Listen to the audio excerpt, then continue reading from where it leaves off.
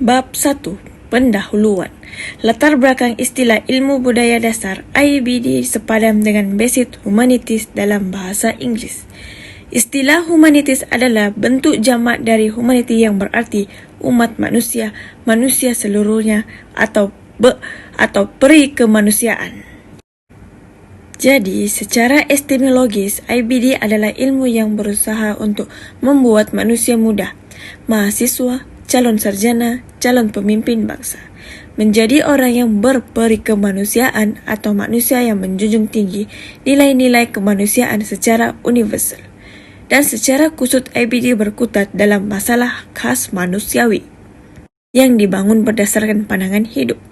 Manusia adalah makhluk hidup ciptaan Tuhan yang paling tinggi derajatnya, dikarenakan manusia memiliki akal, pikiran, dan rasa. Ketika kekayaan manusia inilah yang membuat manusia disebut sebagai khalifah di bumi ini. Tentukan hidup manusia lebih daripada tuntutan hidup makhluk lainnya, yang membuat manusia berpikir lebih maju untuk memenuhi kebutuhan atau hajat kehidupannya di dunia, baik yang bersifat jasmani maupun rohani. Dalam proses ini maka lahirlah apa yang disebut kebudayaan dan pandangan terhadap hidup. Setiap manusia memiliki pandangan hidup yang berbeda-beda. Mengelompokkan pandangan hidup yang berbeda-beda akan menciptakan paham atau aliran. Pandangan hidup tidak terlepas dari masalah nilai dalam kehidupan manusia. Jadi pandangan terhadap hidup ini adalah segala sesuatu yang dihasilkan oleh akal budi manusia.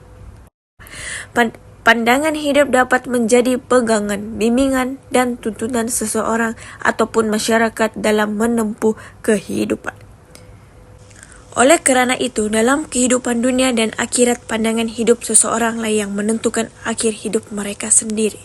Selain itu, pandangan hidup juga tidak langsung muncul dalam masyarakat, melainkan melalui berbagai proses dalam menentukan jati diri atau pandangan hidupnya, mulai dari masa kanak-kanak hingga dewasa.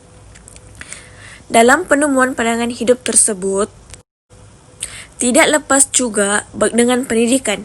Manusia mengetahui tentang hakikat hidup dan sebagainya adalah berasal dari pendidikan. Oleh kerana itu, jika kita membahas tentang pandangan hidup, tidak boleh lepas dari pendidikan manusia. Dapat berfikir lebih berdepan mulai dari kehidupan baik lahir dan batin.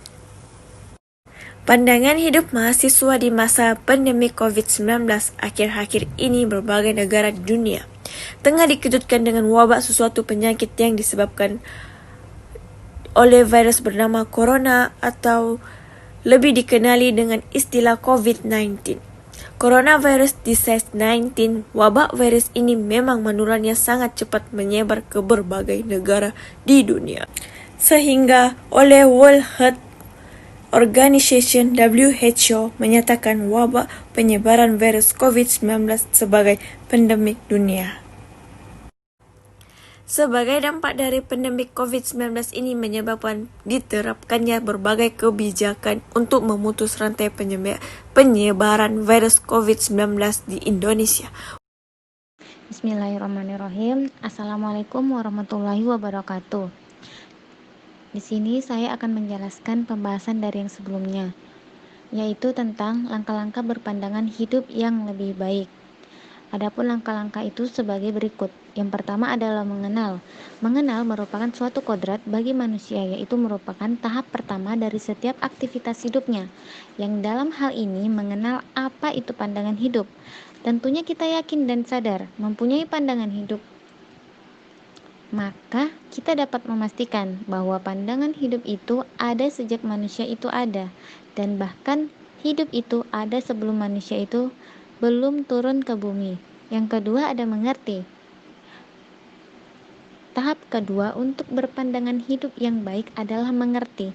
Mengerti di sini dimaksudkan mengerti terhadap pandangan hidup itu sendiri.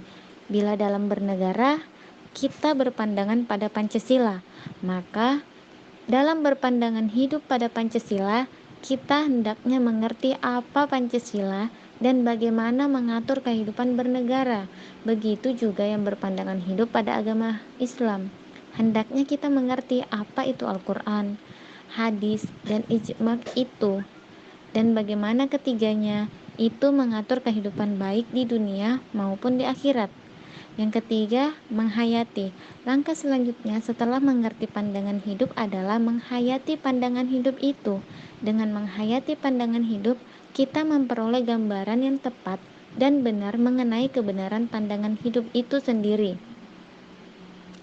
Menghayati di sini dapat diibaratkan menghayati nilai-nilai yang terkandung di dalamnya, yaitu dengan memperluas dan memperdalam pengetahuan mengenai pandangan hidup itu sendiri.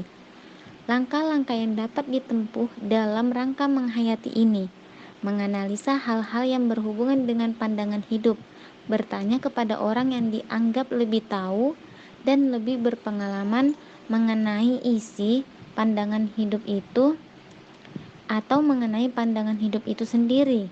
Jadi dengan menghayati pandangan hidup itu, kita akan memperoleh mengenai kebenaran tentang berpandangan hidup itu sendiri. Yang keempat ada meyakini. Setelah mengetahui kebenaran dan validitas baik secara kemanusiaan maupun ditinjau dari segi kemasyarakatan maupun negara dari kehidupan akhirat, maka hendaknya kita meyakini pandangan hidup yang telah kita hayati itu. Yang kelima adalah mengabdi. Pengabdian merupakan suatu hal penting dalam menghayati dan meyakini suatu yang telah dibenarkan dan diterima baik oleh dirinya, lebih-lebih oleh orang lain. Dan yang terakhir ada mengamankan. Mungkin sudah merupakan sifat manusia bahwa bila sudah mengabdikan diri pada suatu pandangan hidup, lalu ada orang lain yang mengganggu atau menyalahkannya, tentu dia tidak menerima dan bahkan cenderung untuk mengadakan perlawanan. Hal ini karena berpandangan hidup itu dia telah mengikuti langkah-langkah sebelumnya, dan langkah-langkah yang ditempuhnya itu telah dibuktikan kebenarannya, sehingga akibatnya bila ada orang lain yang mengganggunya, maka dia pasti akan mengadakan suatu respon yang entah respon itu berwujud tindakan atau lainnya. Nah, terima kasih. Itulah tadi penjelasan saya tentang langkah-langkah berpandangan hidup yang baik. Kurang dan lebihnya mohon dimaafkan. Wassalamualaikum warahmatullahi wabarakatuh. Assalamualaikum warahmatullahi wabarakatuh. Di sini saya akan membahas tentang pandangan hidup mahasiswa di masa pandemi COVID-19. Untuk melanjutkan pembahasan dari yang sebelumnya. Nah, akhir-akhir ini berbagai negara di dunia tengah dikejutkan dengan wabah suatu penyakit yang disebabkan oleh virus atau lebih dikenal dengan istilah COVID-19, Coronavirus Disease 19. Wabah virus ini memang penularannya sangat cepat menyebar ke berbagai negara di dunia, sehingga oleh World Health Organization atau WHO menyatakan wabah penyebaran COVID-19 sebagai pandemi dunia. Sebagai dampak dari pandemi COVID-19 ini menyebabkan diterapkannya berbagai kebijakan untuk memutus rantai penyebaran virus COVID-19 di Indonesia. Upaya yang dilakukan pemerintah adalah sebagai berikut. Yang pertama, physical distancing atau social distancing, yaitu himbauan untuk menjaga jarak di antara masyarakat, menjauhi aktivitas dalam segala bentuk kerumunan, perkumpulan, dan menghindari adanya pertemuan yang melibatkan banyak orang. Yang kedua, work from home atau WFH.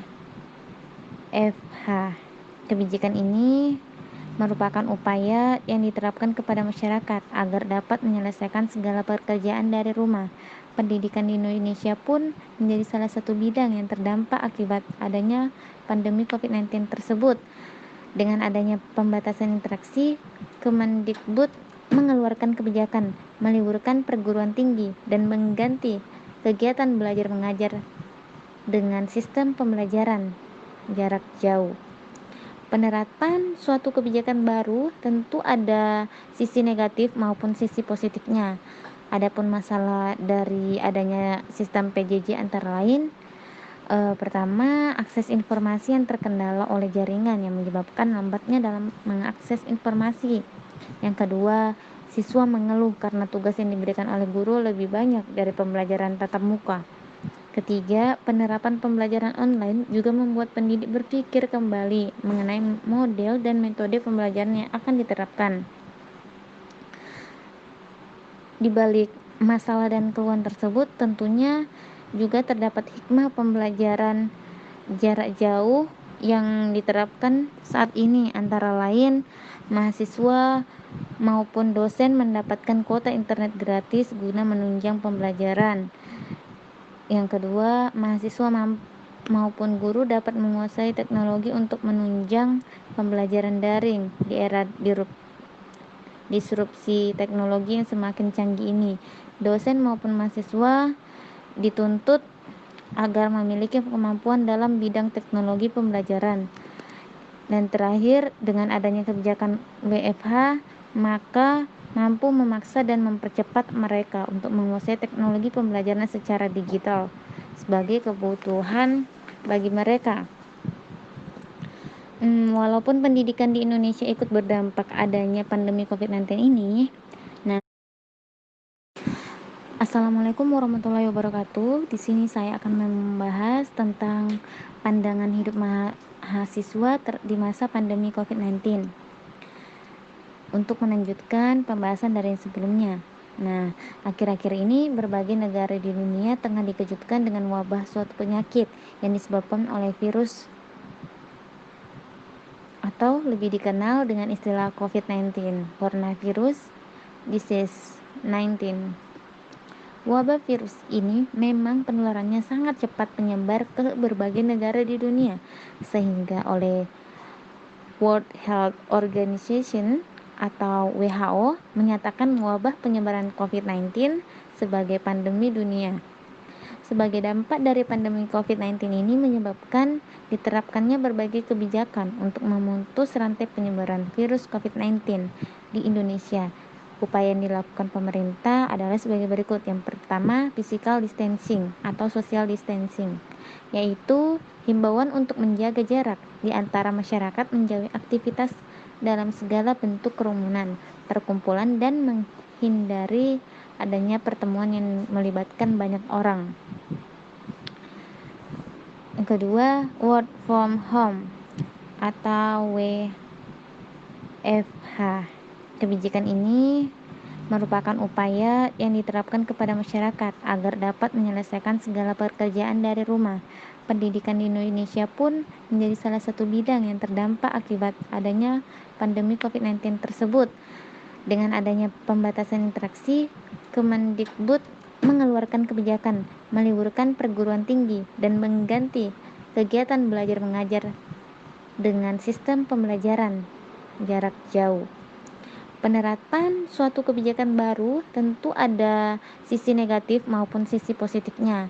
Adapun masalah dari adanya sistem PJJ antara lain, pertama, akses informasi yang terkendala oleh jaringan yang menyebabkan lambatnya dalam mengakses informasi.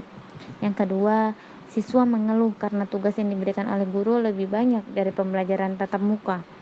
Ketiga, penerapan pembelajaran online juga membuat pendidik berpikir kembali mengenai model dan metode pembelajaran yang akan diterapkan. Di balik masalah dan keluhan tersebut, tentunya juga terdapat hikmah pembelajaran jarak jauh yang diterapkan saat ini, antara lain mahasiswa maupun dosen mendapatkan kuota internet gratis guna menunjang pembelajaran. Yang kedua, mahasiswa maupun guru dapat menguasai teknologi untuk menunjang pembelajaran daring di era disrupsi teknologi yang semakin canggih ini. Dosen maupun